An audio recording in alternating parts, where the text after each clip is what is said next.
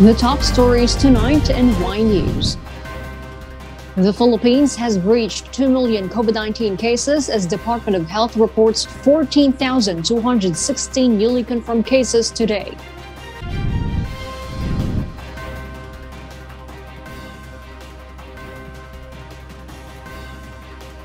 In the proposed 2022 budget according to the Department of Health.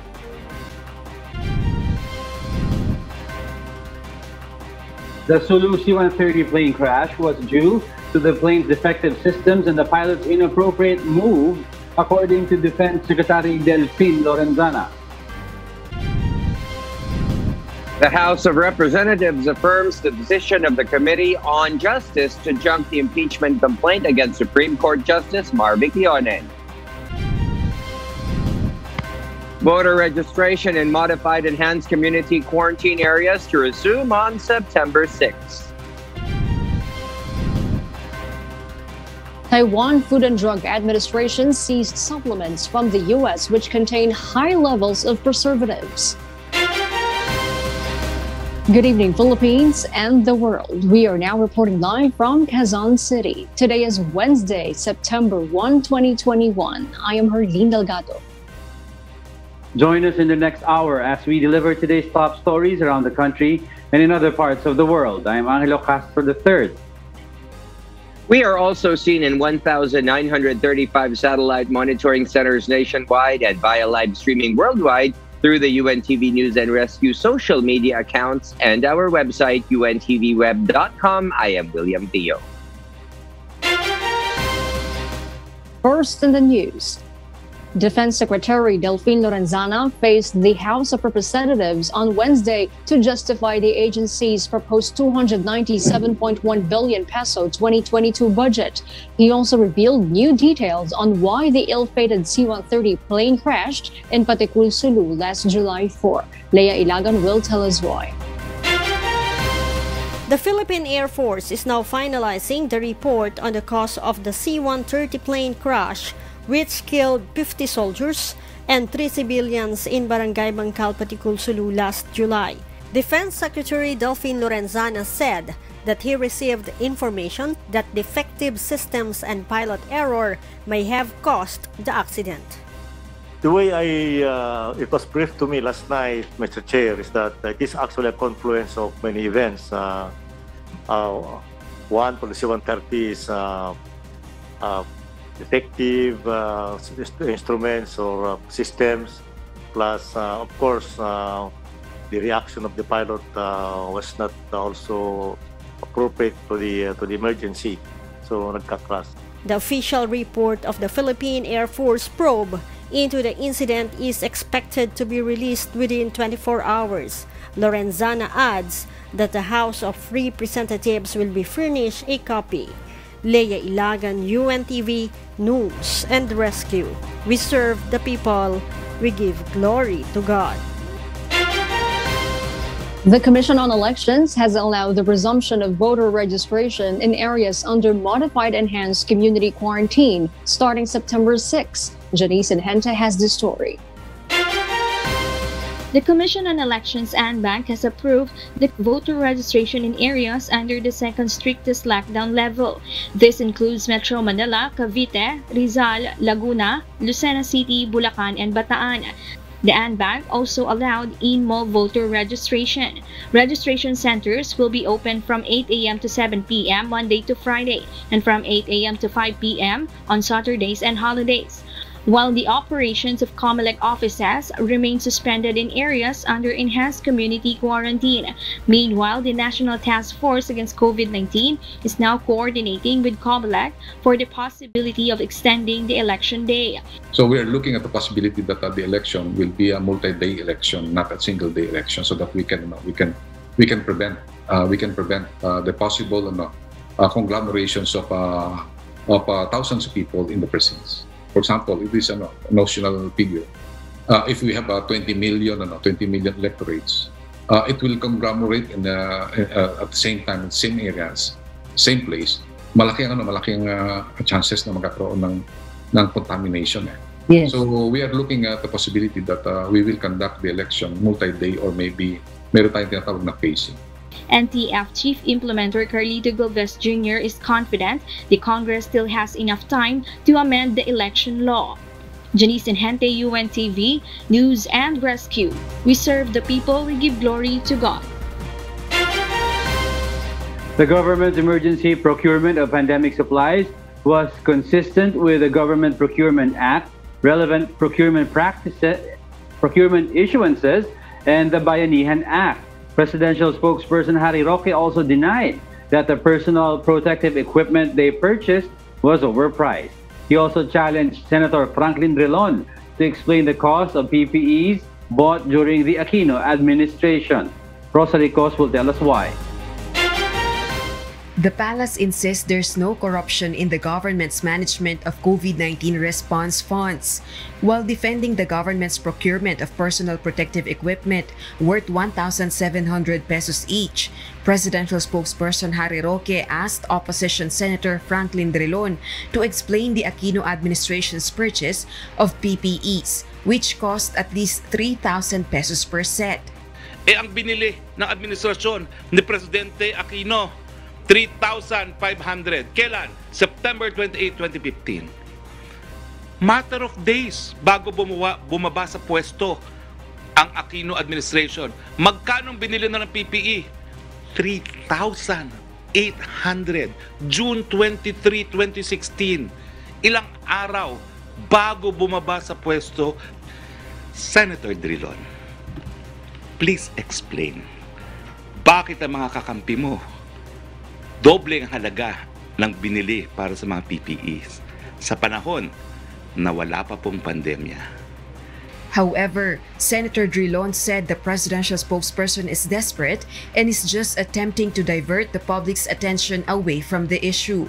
The lawmaker also challenged Secretary Roque to just identify the backer of former Budget Undersecretary Lloyd Lau, who is also being investigated by the Senate for the overpriced pandemic supplies as well as the controversial company Pharmally.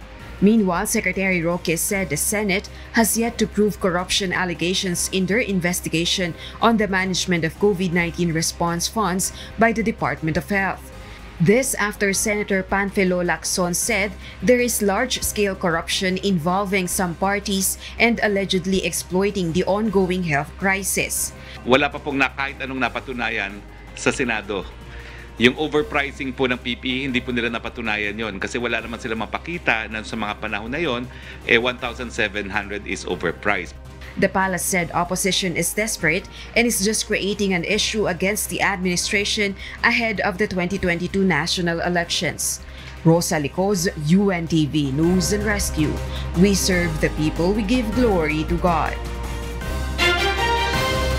Senator Risa Ontiveros has raised questions on the transactions of the government as she bears that some of the top executives connected to the top medical supplier Pharmally are allegedly fugitives. Meanwhile, the palace maintains that the president's former economic advisor has nothing to do with a multi-billion contract. Arlene Delgado will tell us why.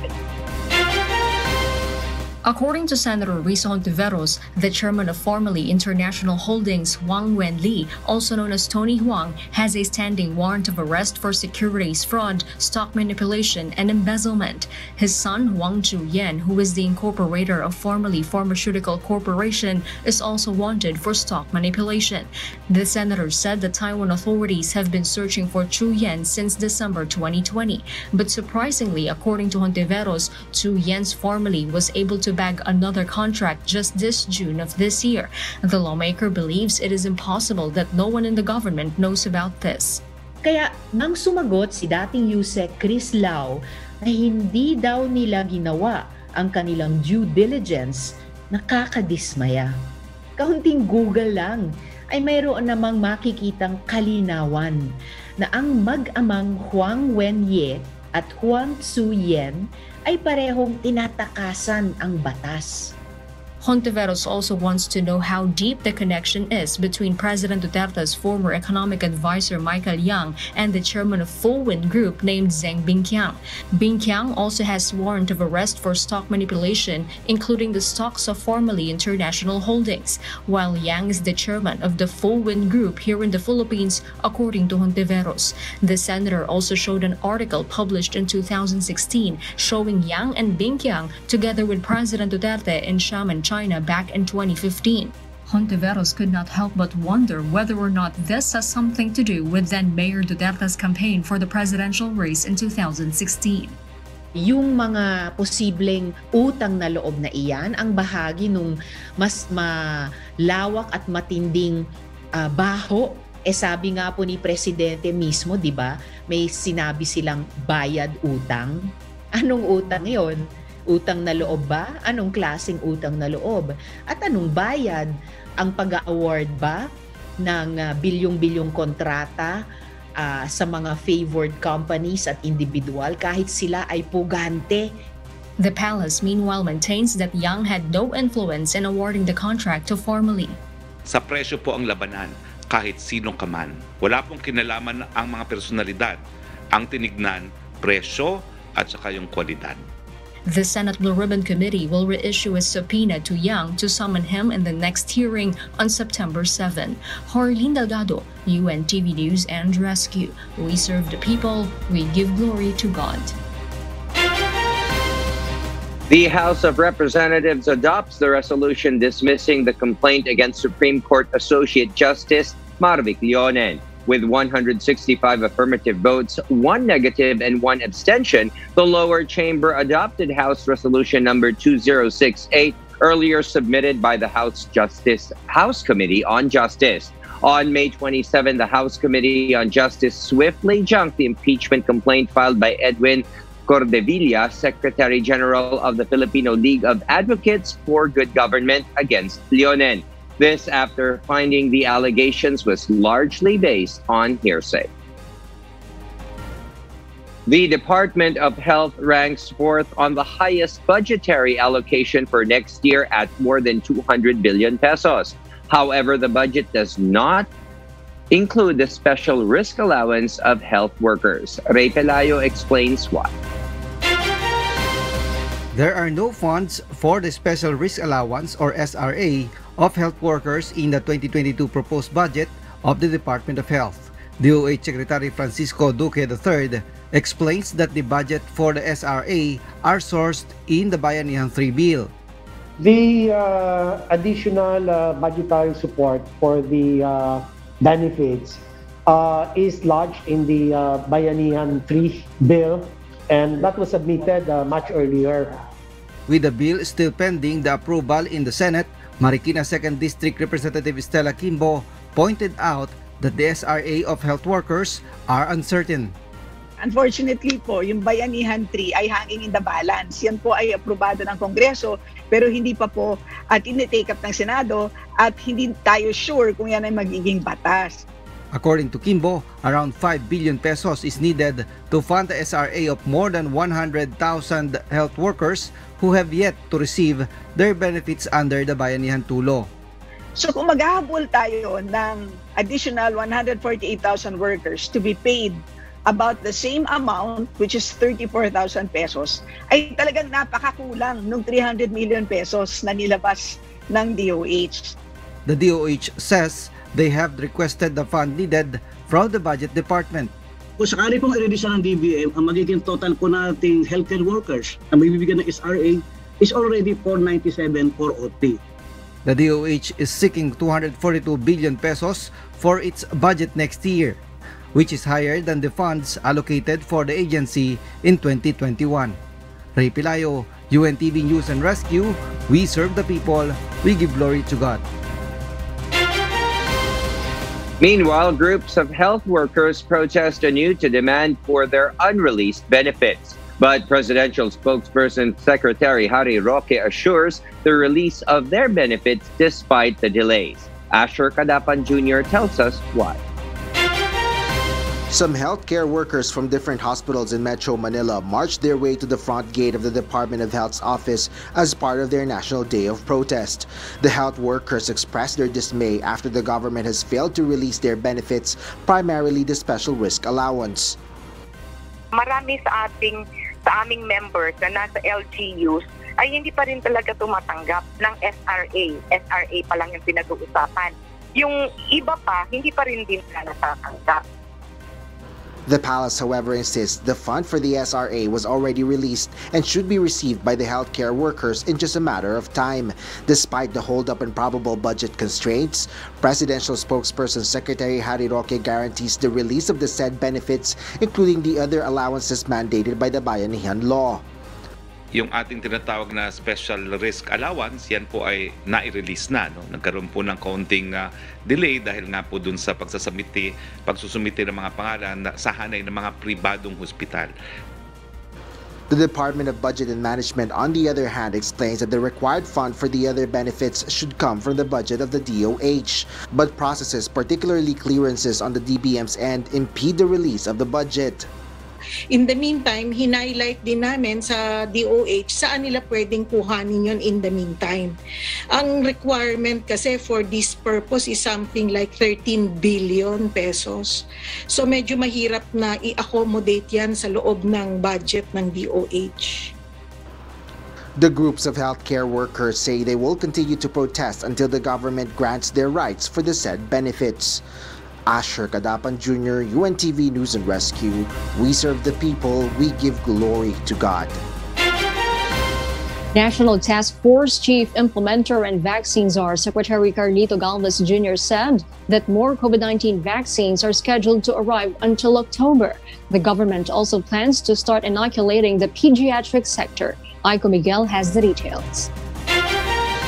The government is expecting a total of 25 million doses of COVID-19 vaccines from various vaccine manufacturers this September. By next month, 29.5 million doses of COVID-19 vaccines are also set to arrive. With this, National Task Force Chief Implementer and Vaccine Czar, Secretary Carlito Galvez Jr. said there will be more Filipinos that can get their COVID-19 jabs. Among the priority areas for these vaccines are Calabarzon, Central Luzon, Ilocos Region, Western Visayas, Central Visayas, Sorsogon, Davao, and Zamboanga Peninsula. Ay bibigyan natin priority ang mga rehiyon kasi nakita po natin na mataas na po ang ating vaccination rate dito po sa Metro Manila. Ang ginawa po natin ay nagkaroon po tayo ng equitable distribution based dun sa unvaccinated population. The government will also possibly start the expansion of the vaccination program, including the inoculation of the pediatric sector by next month. We are proposing that by October, magde-general population na po tayo. At we are proposing na yung mga, lalo na po yung mga vulnerable na mga children na may comorbidities, i-open na po natin yung by October. Because we believe by October, meron na po tayong enough supply at saka magsasaturate na po ang ating mga tawag nating mga volumes kasi ibig sabihin, the demand and also the supply already meet already. Secretary Galvez also supports the administration of booster shots for healthcare workers and those with comorbidities. But he said experts and the World Health Organization should give their recommendation before this can be implemented in the country. Aiko Miguel, UNTV News and Rescue. We serve the people, we give glory to God. A former special advisor to the National Task Force on COVID-19 believes that President Rodrigo Duterte should talk with U.S. President Joe Biden. Dante Amento tells us why. The United States has effective vaccines for COVID-19, particularly the Delta variant.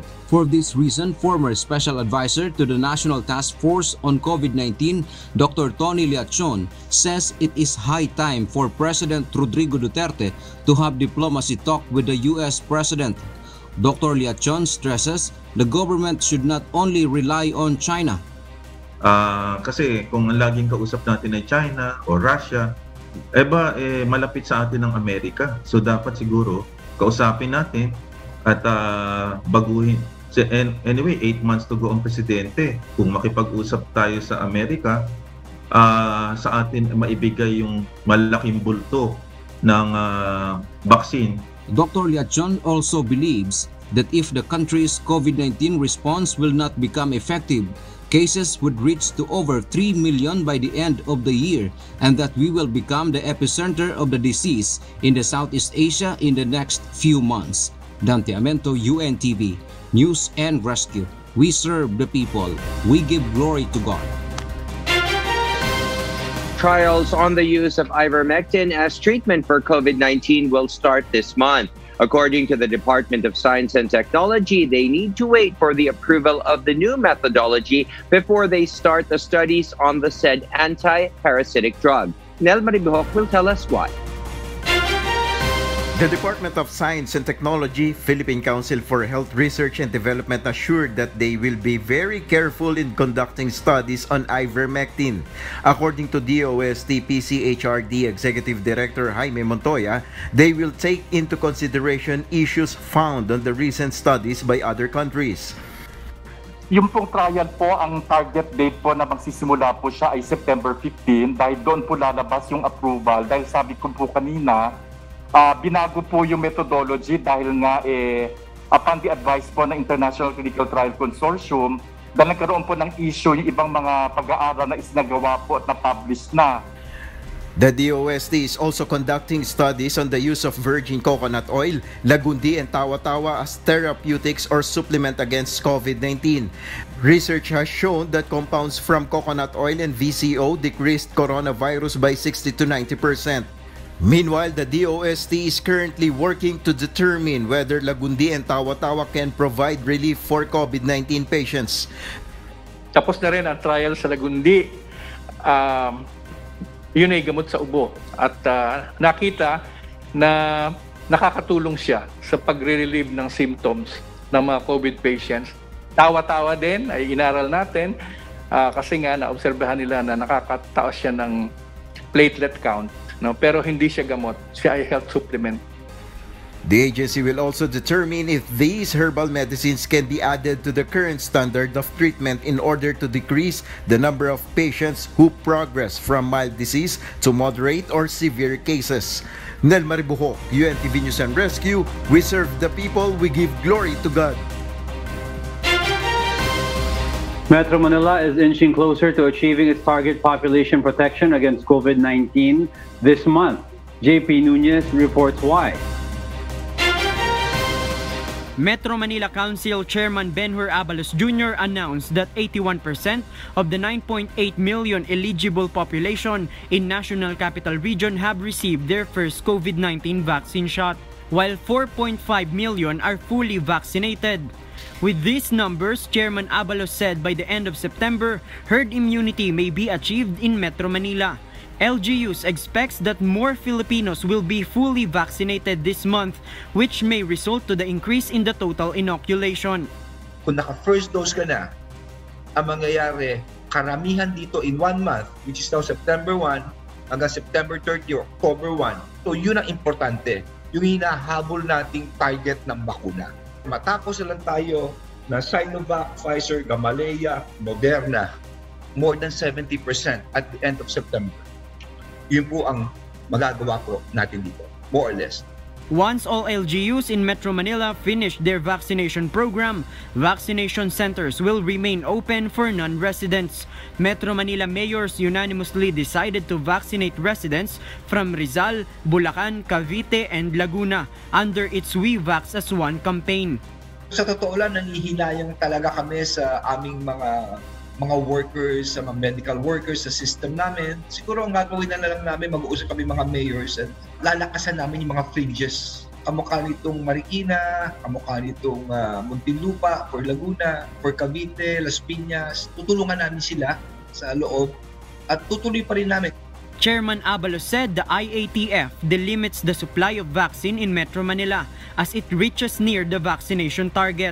LGUs are conducting house-to-house inoculation to ramp up the vaccination program. JP Nunez, UNTV, News and Rescue. We serve the people. We give glory to God. The Department of the Interior and Local Government gave some local government units ample time to distribute the remaining 5% of their cash assistance fund. Marvin Calas will tell us why.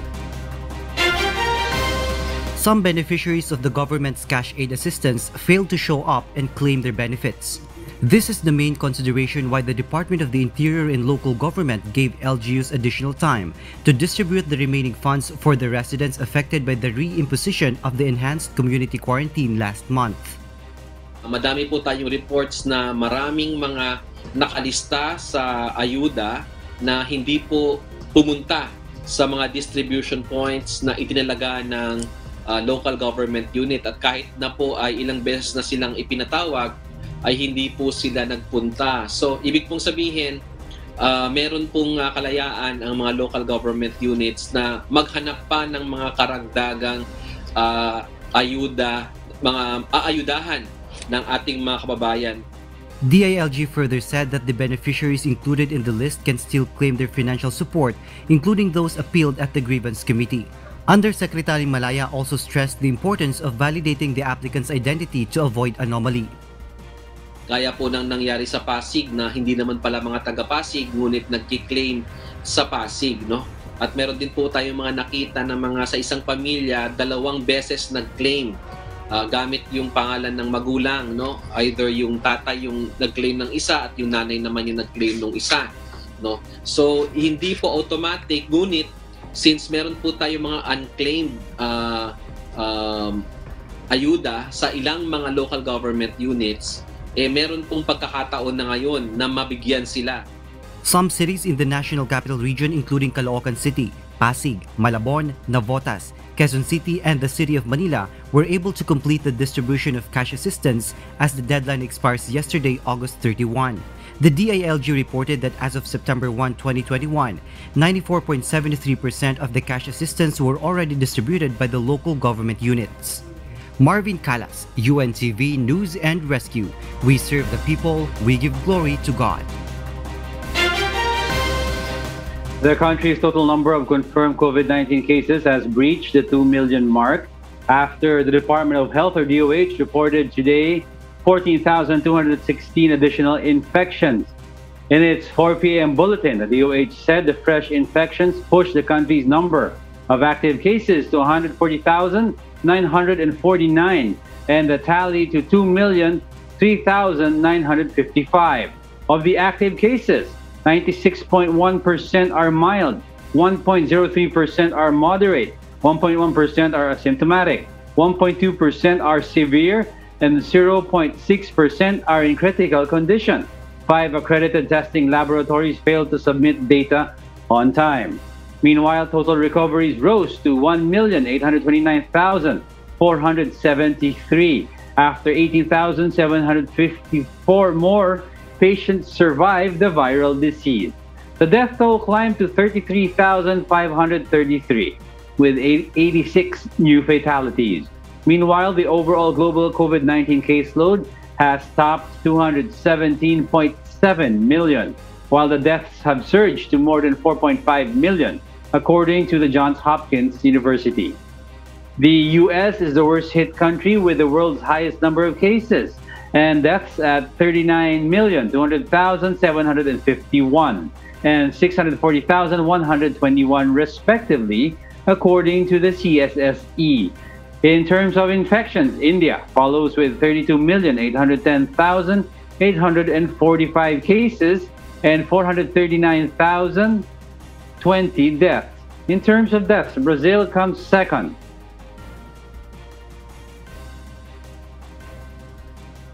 with 580,413 fatalities.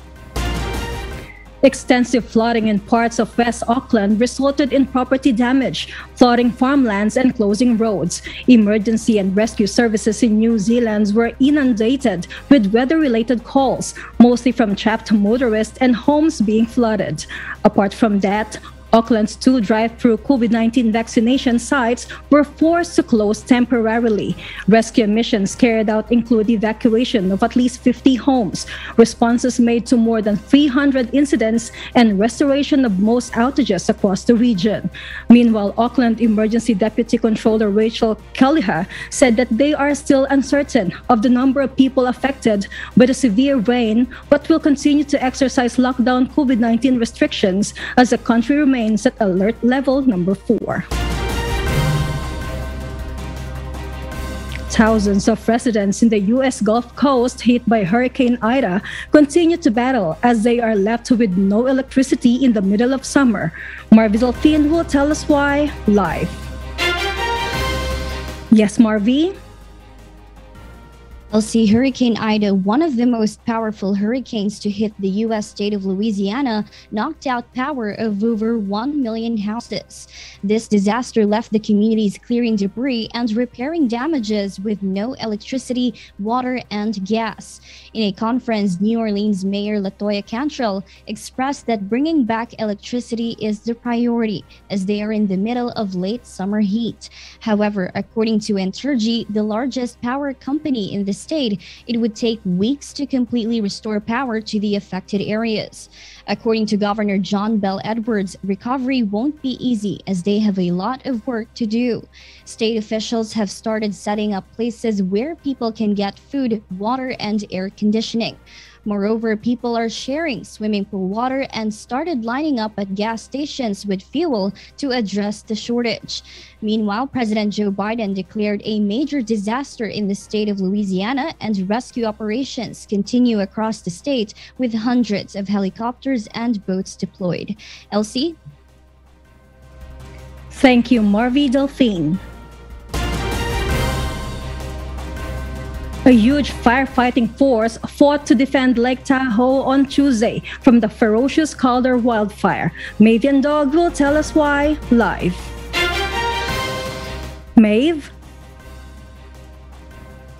Elsie, the blaze has forced the residents of the popular Alpine resort to flee, while residents across the state line in Nevada faced evacuation warnings. A mass evacuation on Monday triggered hours of traffic and left the streets of the tourist spot empty. The fire swept down the slopes into the Tahoe Basin, pushed by strong winds and burning mountain cabins along the way. More firefighters were dispatched to protect homes in the Christmas Valley area, with fire spokesman Dominic Polito stating more than 20 helicopters and 3 air tankers were used to dump thousands of gallons of water and retardant on the fire.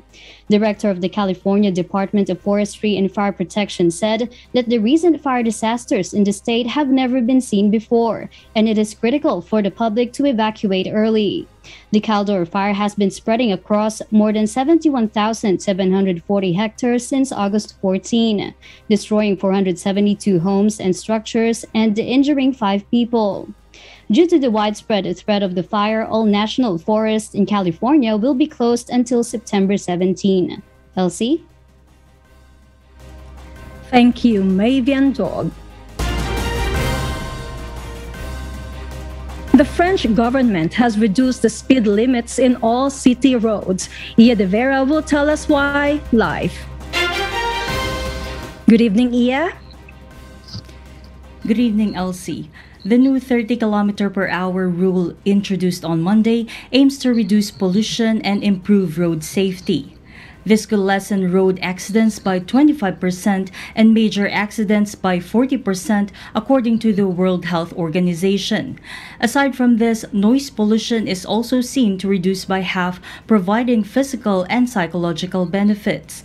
But many of the public think otherwise. Critics are having doubts with this new regulation, claiming it will only increase peak hour traffic and worsen greenhouse gas emissions. In a poll completed by city residents, 59% were siding with the new rule. However, there was a 61% of opposition from the wider Île-de-France region. The government has also reduced parking spaces from 114,000 to 60,000 on public roads, with a goal to allow more access to the public. David Belliard, the Parisian deputy in charge of transport, encourages this change and believes it will influence the public to reduce driving and turn to physical walking, use of public transport, and bicycles. Back to you, Elsie. Thank you, Ia de Vera. More than 8,000 kilograms of dietary supplements imported from the U.S. were seized in Taiwan border. Mary Jo Malariado will give us the details live. Mary Jo? Good evening, Elsie. Taiwan Food and Drug Administration, or TFTA, reported on Tuesday that the seized Kirkland signature glucosamine and chondroitin drink contains excessive levels of preservatives. The drink, which is supposed to promote joint health, was found to contain 0.5 milligram per kilogram of benzoic acid and 0.2 milligram per kilogram of sorbic acid. According to TFDA Division Chief Chen Qingyo, the level of the two preservatives not exceed their respective maximum permissible level of 0.6 milligram per kilogram and 0.5 milligram per kilogram, but the sum of those preservatives must be considered.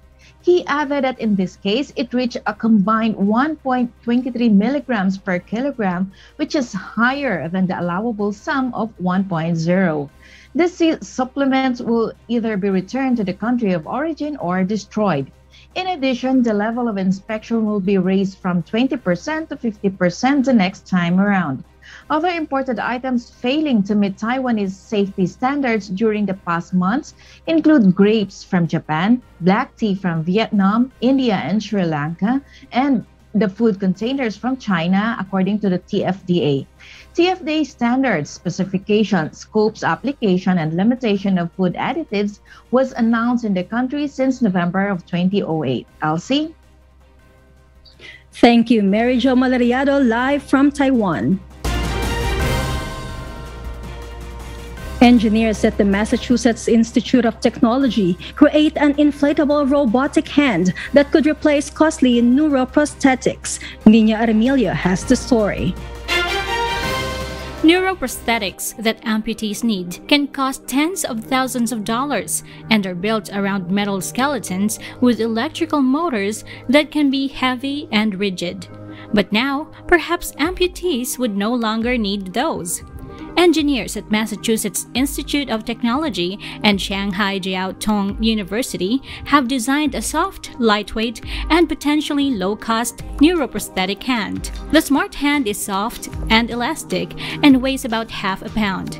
Its components total around $500, a fraction of the weight and material cost associated with more rigid smart limbs. Amputees who tested the artificial limb performed daily activities such as zipping a suitcase, pouring a carton of juice, and petting a cat, just as well as, in some cases better than, those with more rigid neuroprosthetics. The new design is also surprisingly durable. According to Shuanghe Zhao, professor of mechanical engineering and of civil and environmental engineering at the MIT, although this is not a product yet, there's huge potential to make this soft prosthetic very low cost for low-income families who have suffered from amputation. The team's pliable new design bears an uncanny resemblance to a certain inflatable robot in the animated film Big Hero 6. To test the inflatable hand, the researchers enlisted 2 volunteers, each with upper limb amputations. The team has filed a patent on the design through MIT and is working to improve its sensing and range of motion. Professor Zhao further says that the design can be improved, and they also want to customize the design for mass production in order to translate soft robotic technology to benefit society. Nina Armilio, UNTV News and Rescue. We serve the people. We give glory to God. And those are the reasons behind the news in other parts of the globe. I am Elsie Marcos, live from Auckland, New Zealand. Good evening. And before we close, we will leave you with a final word, giving glory to God. From the book of 1 Corinthians, chapter 10, verse 23. It says, "All things are lawful for me, but all things are not expedient. All things are lawful for me, but all things edify not."